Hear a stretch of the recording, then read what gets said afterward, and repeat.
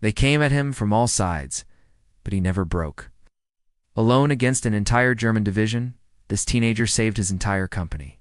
His name was Audie Murphy. He was only 19 years old and would become America's most decorated soldier of World War II, all before the age of 22. This is the incredible story of how one boy with a gun took on an entire army. Born in 1925 near the small town of Kingston, Texas, Audie Murphy grew up poor.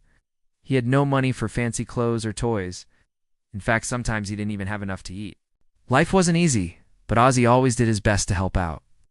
After his family lost their farm, he dropped out of school in the 8th grade to work and help feed his 7 siblings.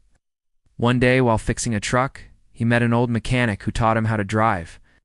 Soon after, he was driving trucks and jeeps for the local oil companies, working 7 days a week. He knew hard work. He also learned the value of keeping your head down and doing what you're told, which were good habits for a young man who, without knowing it, would soon find himself in the military. On September 13, 1944, Audie joined the United States Army. He lied about his age and said that he was 20, when in reality he was 18. He trained for a few weeks before being shipped out to fight in Europe. By the end of October, he found himself on the front lines of World War II, fighting against Nazi Germany. Audie was placed in the 15th Infantry Regiment of the 3rd Infantry Division. There he was assigned as a replacement for the 8th Machine Gun Company. And although he was experienced with guns, he'd never been in combat. That changed quickly. On November, Audie and his unit were attacked by the Germans. As soon as they got close enough, the enemy opened fire and killed several Americans. It was every bit as violent and terrifying as Audie had imagined war to be like. But when he looked around, he realized that everyone was frozen in fear. Nobody moving. Nobody firing back. The German bullets kept coming. Audie could do nothing but watch in horror as one of his friends got shot right next to him. Another fell just a few feet away. Audie watched as he crumpled up into a ball and pulled his helmet off his head. Then the American soldier looked at Audie, smiled faintly, and then he was gone. That's when something inside Audie snapped. Adrenaline surged through his veins as he felt a sudden surge of anger. He picked up a discarded Thompson submachine gun and fired back at the enemy. He shot until his finger was sore and the magazine was empty. Then he hit the ground as another soldier handed him a new one. "I don't want to die," he shouted above the gunfire. "Give me another one of those damn things." That's when Audie Murphy, the scared teenager, turned into a killing machine.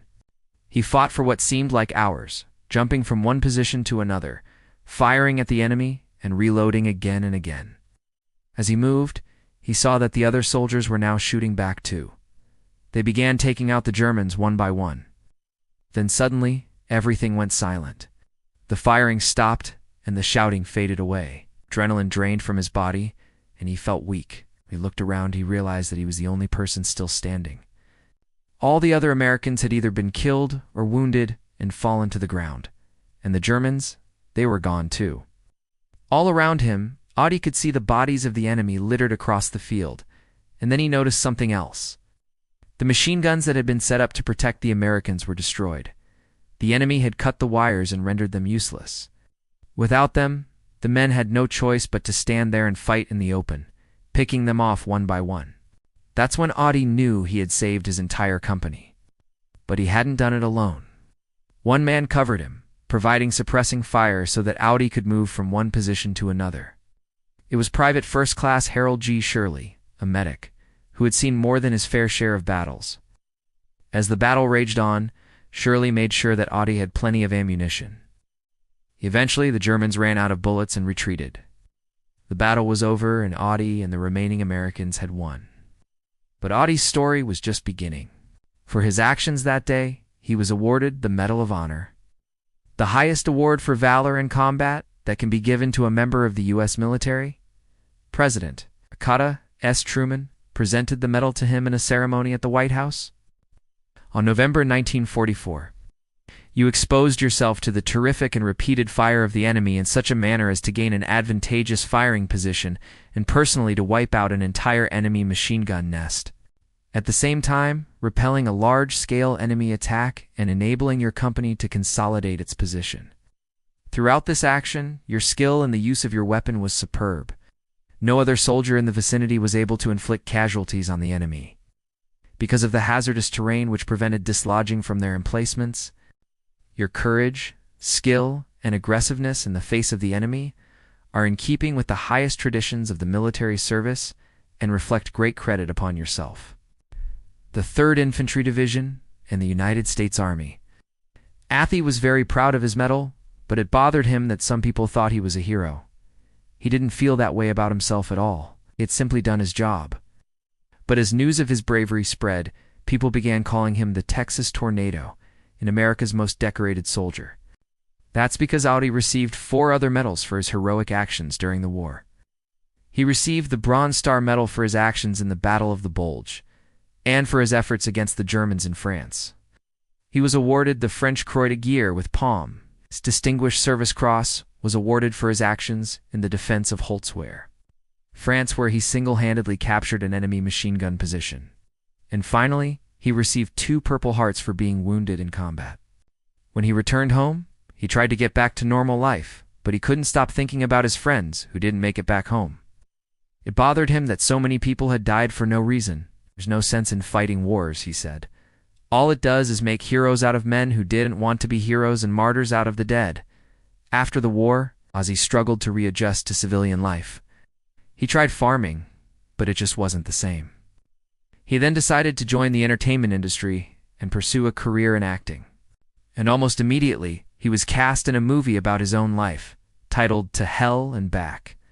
It was a huge success, and critics praised him for his performance. He continued to take on acting roles, appearing in more than 40 films, including some of the biggest classics of the 1950s. He starred alongside John Wayne in The Quiet Man, Frank Sinatra in From Here to Eternity, and Charles Bronson in The Dirty Dozen. He was also good friends with President John F. Kennedy and helped popularize the phrase Ich bin ein Berliner during a visit to West Berlin in 1963. But as much as he loved movies, Audie missed the army. He believed that serving your country was one of the greatest honors you could receive. So in 1962, he left Hollywood and re-enlisted, served in the reserves until he retired in 1970. 3 years later, he suffered a fatal heart attack while flying back to Texas from an acting gig in Nevada. He was 47 years old. Although he's gone, his legacy lives on. People remember Audie for his bravery, his humility, and his dedication to his country. He was a true hero. And as President Lyndon B. Johnson said, "No man in this whole country will have a better claim to the title of hero than the soldier who stands alone against an entire German division." Now check out what is the highest medal of honor you can get in the U.S. Army. I'll watch this video instead.